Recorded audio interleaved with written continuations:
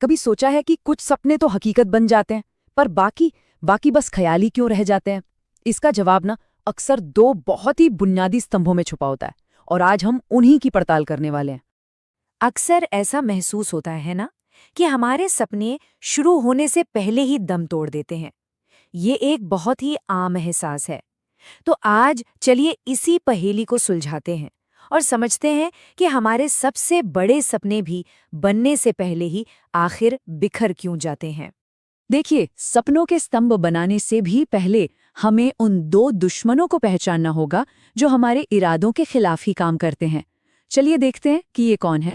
तो हमारी सबसे बड़ी रुकावटें वो दो जगहों से आती हैं।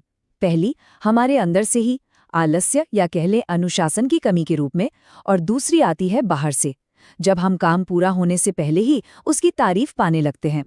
तो चलिए सबसे पहले दुश्मन की बात करते हैं। इसे हम अर्जुन नाम के एक नौजवान की कहानी से समझते हैं। देखिए, अर्जुन में काबिलियत की कोई कमी नहीं थी, लेकिन अनुशासन की कमी उसे बार बार पीछे खींच लेती थी। अर्जुन की जिंदगी ना इन्हीं छोटी छोटी आदतों में उलझी हुई थी। सुबह देर से उठना, पढ़ाई को कल पर टालना, और जैसे ही मोटिवेशन खत्म, काम छोड़ देना। ये छोटी छोटी हारें थीं जो धीरे धीरे उसकी पूरी जिंदगी को पीछे धकेल रही थीं। फिर एक दिन उसकी मुलाकात हुई अपने गुरु आचार्य महेश्वर से। आचार्य ने उसे बस एक सीधी सी बात कही जो अर्जुन के दिल में उतर गई। अनुशासन ही सबसे बड़ा बल है। बस ये चंद शब्द अर्जुन के लिए एक नई शुरुआत बन गए। गुरु ने अर्जुन को एक चुनौती दी, सूर्योदय से पहले उठकर मिलना है। उस सुबह अर्जुन का मन कह रहा था, अरे छोड़ दो, कल चले जाना। लेकिन एक और आवाज थी जो कह रही थी, अगर आज हार गया तो जिंदगी भर जवाब नहीं मिलेगा। और बस जब वो बिस्तर से बाहर निकला तो उसे एहसास हुआ कि यही उसकी अब तक की सबसे बड़ी लड़ाई और पहली असली जीत थी। तो यहाँ समझने वाली बात ये है कि अनुशासन कोई बंधन नहीं है, ये असल में वो वादा है जो हम हर रोज खुद से करते हैं। ठीक वैसे ही जैसे एक नदी हर रोज पत्थर से टकराकर उसमें निशान बना देती है, वैसे ही रोज की गई थोड़ी थोड़ी कोशिश से बड़े बड़े काम भी पूरे हो जाते हैं। एक तरह से ये अपने सपनों की इज्जत करना है। अच्छा, अब बात करते हैं दूसरे दुश्मन की, मतलब समय से पहले मिलने वाली तारीफ। इसे समझने के लिए हम आरव की कहानी देखते हैं।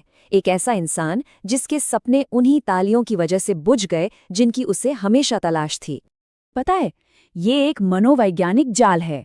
जब लोगों को अपने बड़े प्लान्स के बारे में बताया जाता है और वो तारीफ करते हैं, तो हमारे दिमाग को लगता है कि काम तो पूरा हो गया, उसे सफलता का इनाम मिल जाता है, और फिर मेहनत करने की जो आग होती है ना, वो धीरे धीरे बुझ जाती है। आरव के गुरु ने उसे दो बीजों की एक बहुत ही शानदार मिसाल दी। एक बीज जो मिट्टी के अंधेरे में छिपा था, वो चुपचाप मेहनत करके एक मजबूत पौधा बन गया। लेकिन दूसरा बीज जिसे पत्थर पे रखकर सबको दिखाया गया, वो धूप में सूख गया। सपने भी बीजों की तरह ही होते हैं। उन्हें दुनिया के सामने आने से पहले मजबूत होने के लिए खामोशी और सुरक्षा की जरूरत होती है। तो ये बात आरव के मन में बैठ गई। उसने एक छोटा सा लक्ष्य चुना, एक कुर्सी बनाएगा। इस बार उसने किसी को नहीं बताया। जब कुर्सी बनकर तैयार हुई और वो उस पर बैठा, तो उसे पहली बार असली गर्व महसूस हुआ। ये वो वाला गर्व था जो तालियों से नहीं, सिर्फ मेहनत से मिलता है। तो अर्जुन और आरव, इन दोनों की कहानियों से हमें जीत है रास्ता मिलता है। ये रास्ता दो मजबूत स्तंभों पर टिका है जो किसी भी लक्ष्य को हासिल करने में मदद कर सकते हैं। तो कुल मिलाकर जीत का जो रास्ता है ना, वो इन्हीं दो पिलर्स पर खड़ा है। पहला है अनुशासन, जो सपने को अंदर से मजबूती देता है, और दूसरा है खामोशी से काम करना, जो उसे बाहरी दुनिया से तब तक बचाता है जब तक वो हकीकत बनने के लिए तैयार न हो जाए। और ये बात बहुत गहरी है कि अनुशासन और खामोशी कोई बोझ नहीं है। ये तो इस बात का संकेत है कि हम अपने लक्ष्यों को कितनी गंभीरता से लेते हैं। ये अपने सपनों को वो इज्जत देना है जिसके वे हकदार हैं। तो आखिर में सवाल यही आकर रुकता है, क्या हम अपने सपनों को आलस्य और समय से पहले की तारीफ से बचाने के लिए